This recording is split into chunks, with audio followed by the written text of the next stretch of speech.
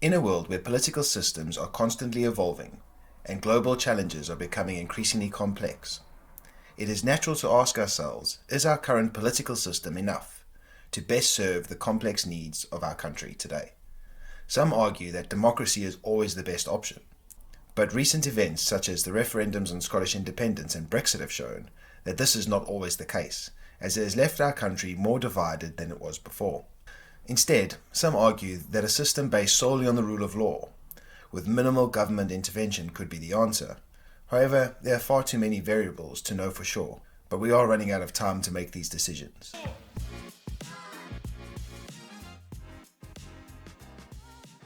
There are essentially 5 different types of political systems. You have a monarchy ruled by one, you have oligarchy ruled by a group, you have democracy ruled by the people, you have a republic which is ruled by law, and then you have anarchy, which is the absence of government. What we have to realize is in the modern day world, we get told and branded a lot like communism and socialism and nationalism and fascism and totalitarianism and all of the isms, right? And we all seem to think that they're on left and right ends of the spectrum.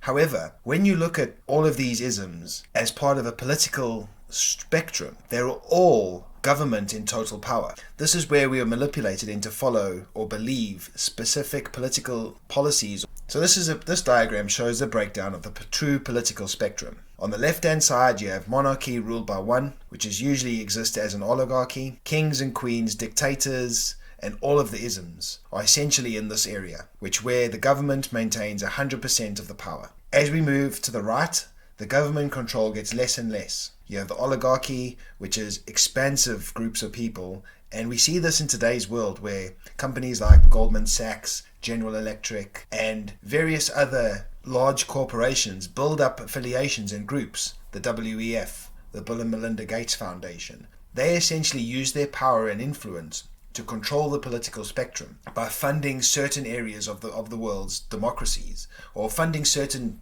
branches of political systems to create the need for their services. Democracy, which is ruled by the people. We have seen recently that democracy, we hear all the time that democracy is the most important part of a society. However, democracy is the tyranny of the minority by the majority. Democracy is mob rule. Democracy is expansive government, endless entitlements, which turns eventually into corporatism, which is where we are today in the UK. Everybody knows that government is being manipulated and controlled by big industries like the media, by the WEF. All of these non-governmental organizations are all oligarchies, which have money and power to achieve their desired objectives.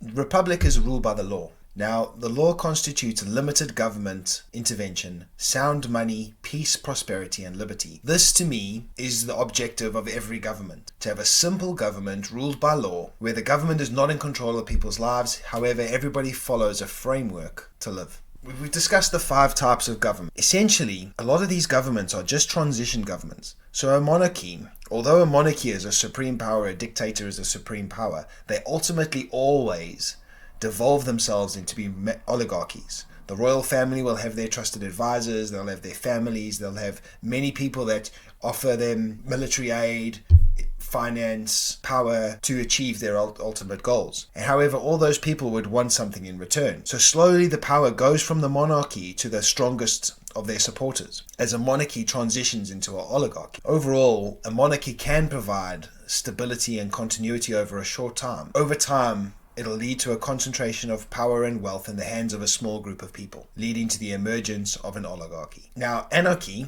is a form of government which also becomes an oligarchy. An anarchy is a tool for revolutionary change. An anarchy is used to overthrow a democratic government or a republic, and in the confusion, people look to the people that created the anarchy to govern the people. And that starts off then as a new democracy, but ultimately transitions towards an oligarchy.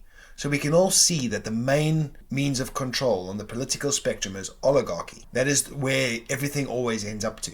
No matter what is done, no matter which stage you're in, oligarchy always seems to end up on top. We just brand it differently in the West.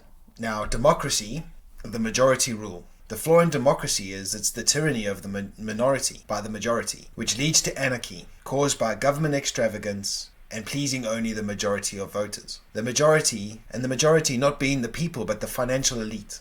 democracy is essentially a transition from a republic ruled by law to an oligarchy. There are therefore only two permanent types of political systems: the oligarchy and the republic. Everything else is a transitional between one system and the other and is not permanent. If we were to look into UK politics, you would see that it's a select few individuals who are always involved all the time. Those individuals are funded by wealthy oligarchs like the WEF, or foundations like the Bill and Melinda Foundation and various other media institutions owned by wealthy individuals, and also massive hedge funds like BlackRock, using their power and their money to create influence, to create political and legislative control over the people, to increase their control over the world. So, like we brand the Russian millionaires as oligarchs, we too have our own Western oligarchs. We just brand them as foundations like the Bill and Melinda Gates Foundation or the WEF, or even hedge funds that control huge, vast sums of money. These all exhibit massive amounts of control over our political system. And with lobbying of governments and forcing governments to get financing to achieve certain outcomes for the business institutes, it shows that the system is well and truly in play. And I think it's important we always run down just a quick conclusion of what we've sort of discussed today. And rule by law with small government intervention is potentially the best type of political system. Removing certain institutions from government control will have positive implications for the people and the country.